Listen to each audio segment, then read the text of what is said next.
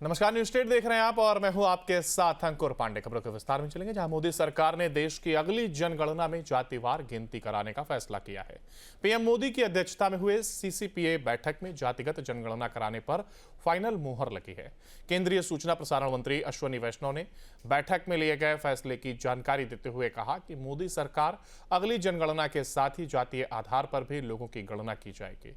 सरकार के इस कदम से देश में किस जाति के कितने लोग हैं और सामाजिक, आर्थिक और शैक्षणिक रूप से उनकी स्थिति क्या है, ये जानकारी आजाद भारत में पहली बार सामने आएगी।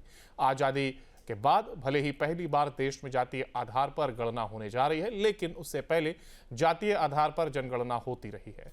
देश में आखिरी बार जातिगत जनगणना 1931 में कराई गई थी। इसके बाद से हर 10 साल पर जनगणना होती थी, लेकिन जाति के आधार पर लोगों की गिनती नहीं होती थी। इस तरह से देश में 94 सालों तक जातिगत जनगणना रुकी हुई थी। देश में कांग्रेस और बीजेपी दोनों की सरकारें आई, लेकिन जातीय की गणना नहीं हुई।